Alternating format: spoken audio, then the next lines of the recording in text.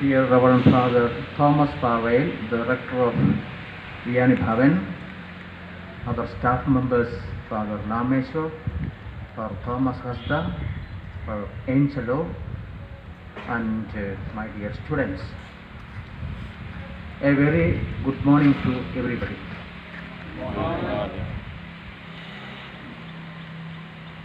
It is with pride and pleasure that we celebrate our 74th Republic Day today. On this auspicious occasion, I extend my warm greetings to everyone. Republic Day is more than a national day. It is an anniversary of a defining moment in our history. It was on this day in January 1930 that the Indian National Congress meeting on the banks of River Ravi declared that the goal of India was Purna Swaraj.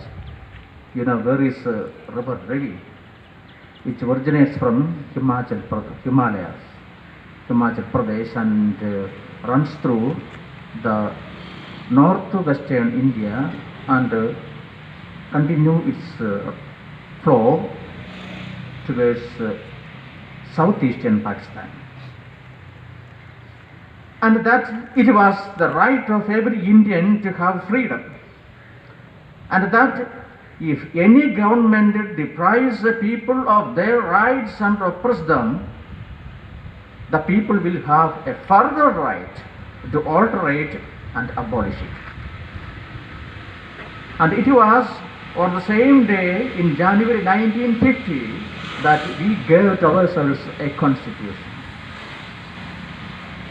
Among the foremost of the goals we set before ourselves were our unity as a nation and their people of our neighboring countries. In the past decades, the Indian economy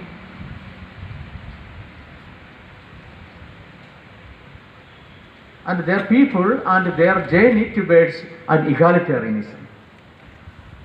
From the Upanishadic idea of the world as a single family, means Vasudhaiva Kudumbakam, to our struggle for independence, for nation building, and for world cooperation, India was preoccupied with the concept of this unity.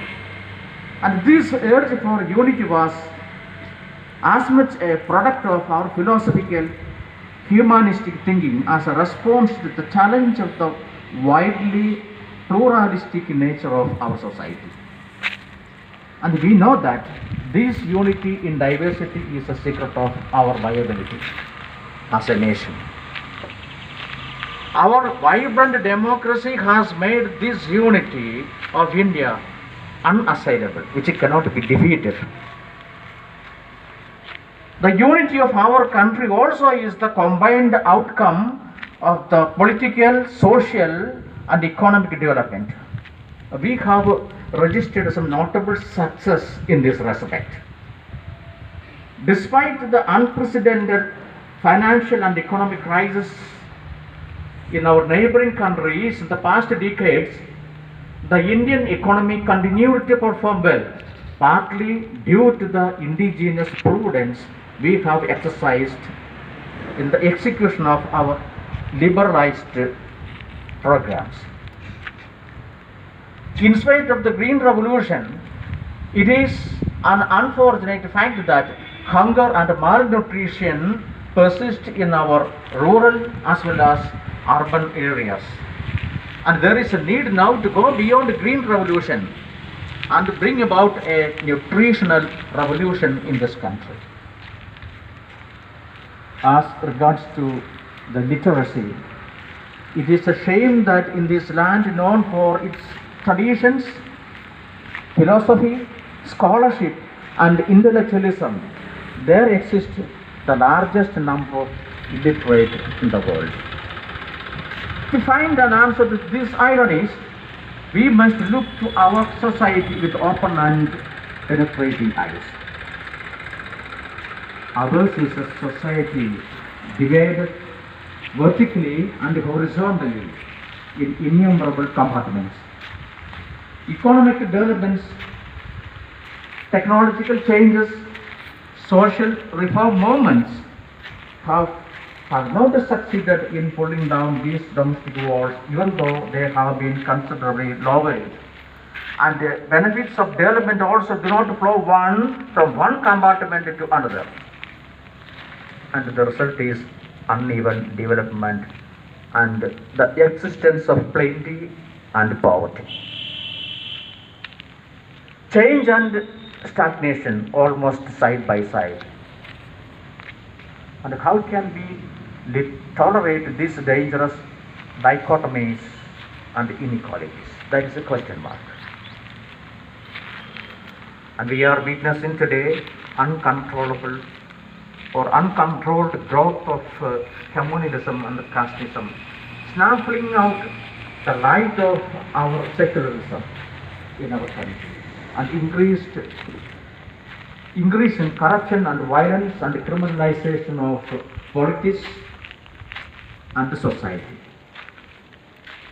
And we all of us have a role, a responsibility to play against these dark forces.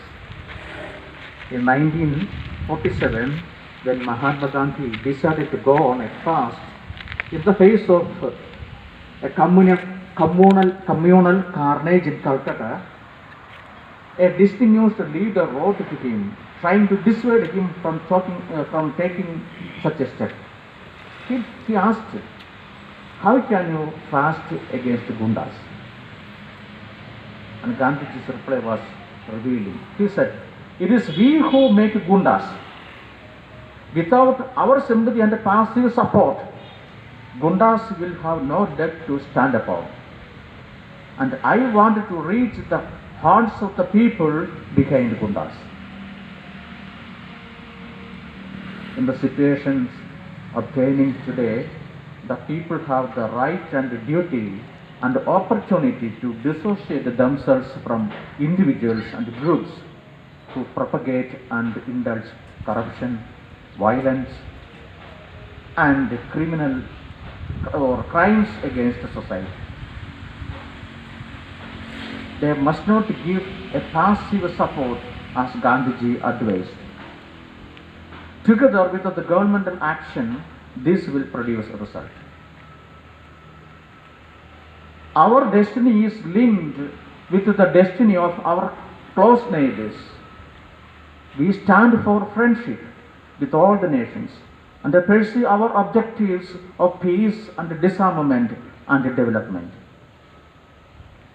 Each Republic Day celebration seeks to remind us not only about how far our country has come since its inception, but also how far we must go in the pursuit of the core ideals that the makers of our Constitution had spelled out. Thank you.